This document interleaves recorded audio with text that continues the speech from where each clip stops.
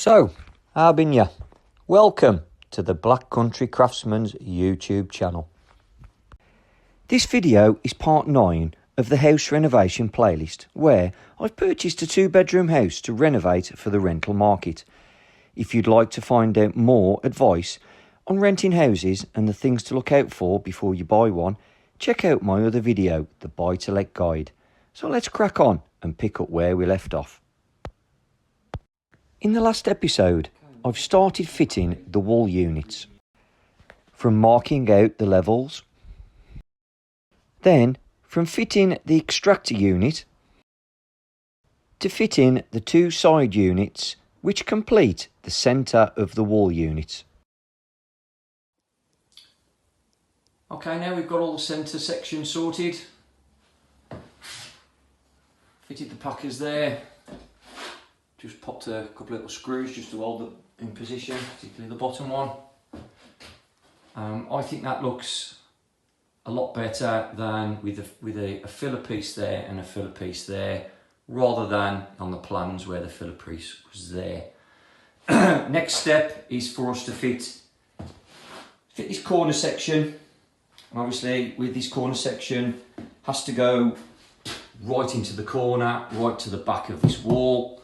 So whatever will be, that filler piece will be, there'll be no adjusting that. It will be what it will be. So what we plan to do is whatever measurement that is, we'll replicate on this section.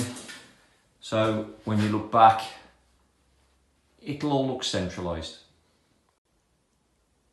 Okay, we're all marked up on the corner unit. Marked it for the bracket there, and there. That one is slightly thicker, as I've noticed. I'll put a spirit level. You can see that. Put a spirit level there. You can see there's a gap there, so it's not quite in line. So I've had to move that forward a bit, and I've had to measure from the edge of the spirit level to the edge of where we need to put the bracket inside there.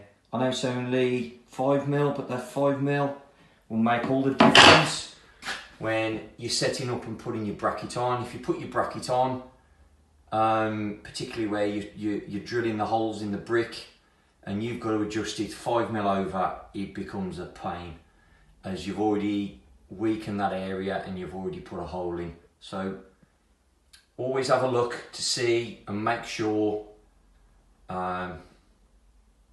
Check twice, cut once, as they always used to say in the carpentry industry. Just make sure that you get your right measurements. Okay, corner unit now's in. Check your levels, particularly from that corner to that corner. Make sure you level all across the front, because that's the main area obviously that's seen.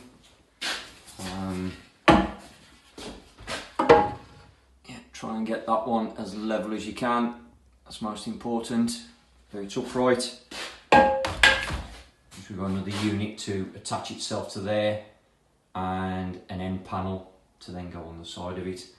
Just a little pointer as well, I've just noticed, is that the electrics for the lighting, which I'm having underneath, sometimes you have to put the back of the unit as you're fitting the unit. Luckily, we've got a little channel there that we can feed the cables through, which has been a bit of a bonus. Same that side, so that's worked out in our favour.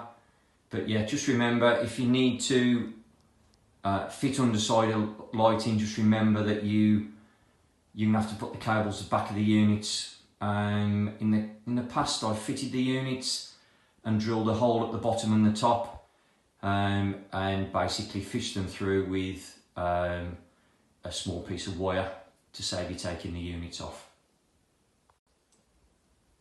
Right, we marked the last unit on this run here in the corner, and can you remember where the old radiator was? and I put a mark on there where we've got a pipe.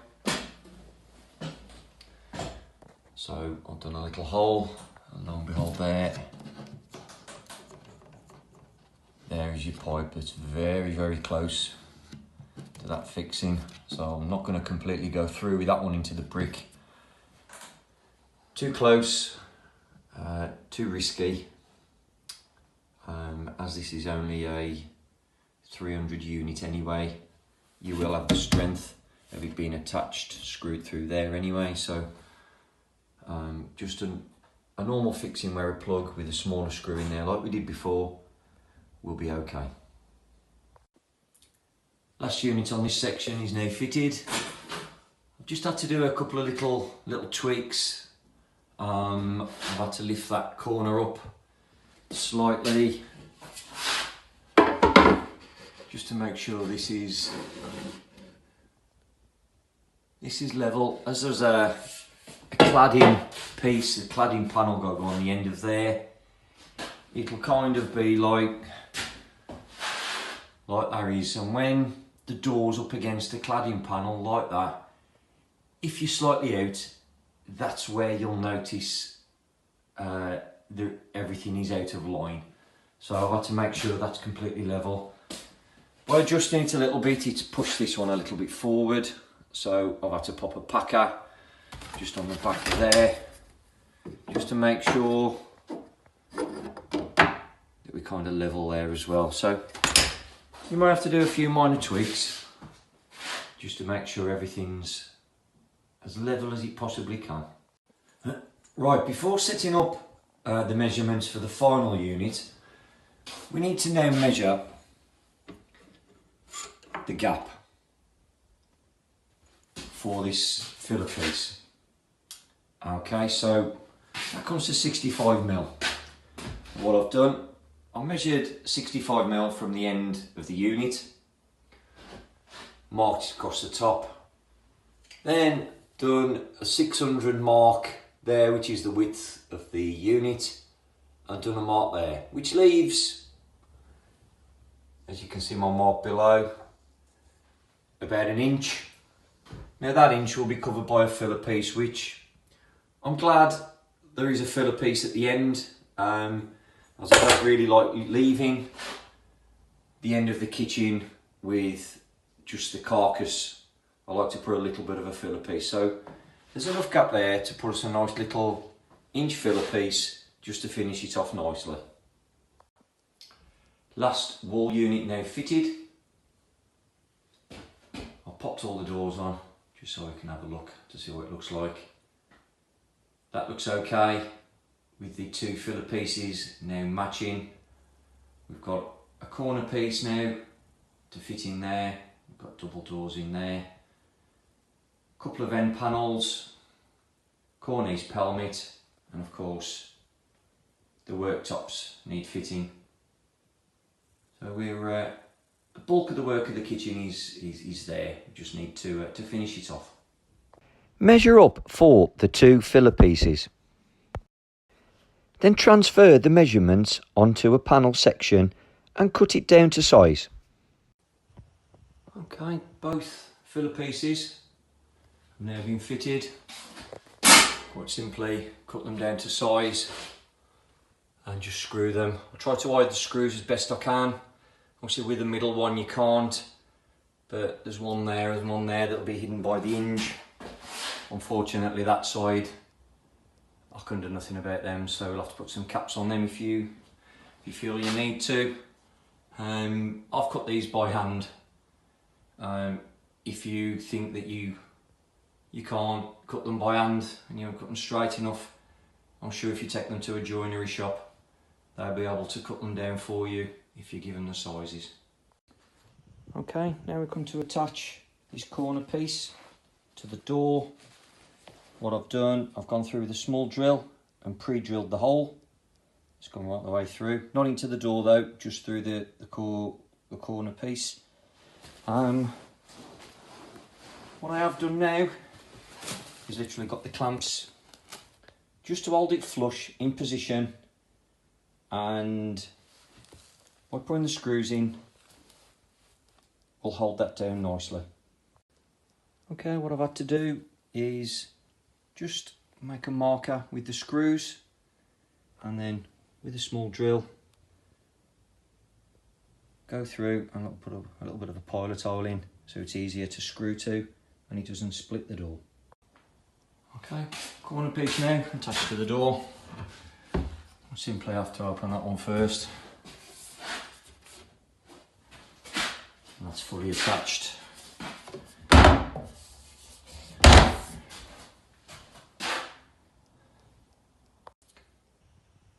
Final filler piece is now fitted. So now I'm looking at fitting the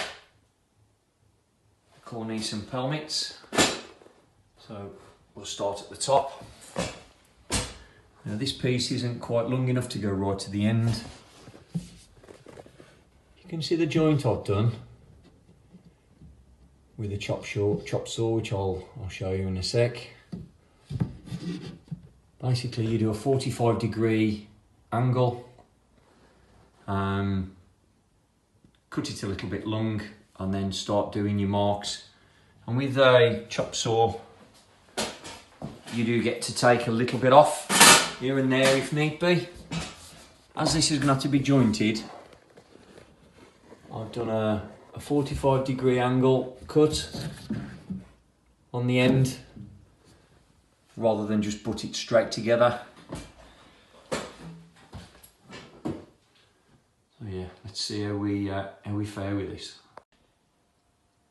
Here's your typical chop saw. Various angles you can cut. Obviously this one is 45 this way, and if I need to, it's 45 that way. Yes, mark it as close to the line as you can, or cut it, should I say, close to the line as you can. And if it's slightly too big, you can always chamfer a little bit off with these. Nightmare to do that by hand. Much easier using this. When marking these,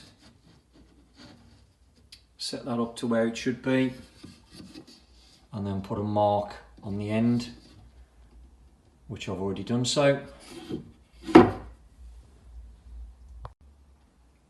Again, square edge up against the wall, place it there, pencil mark, and you can see what angle I need to cut it, just to put a rough outline on there, just so when you get to the cutter you know what angle and what shape you need to be going for. When you're happy with your cuts and you've got a dry run, get yourself some Mitre-Mate glue and start to glue the joints together, ready for it to be screwed underneath and fitted. Okay, cornice is now fitted on top of the wall units.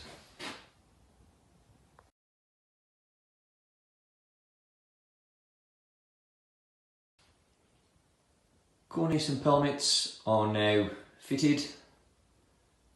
I might have to cut a little bit out there and there for when the steel splashback arrives. But yes, that's only a minor little job. Next, we'll be fitting the worktops. So please join me on the next one, where I'll be fitting the worktops with a mitered joint using a jig and a router.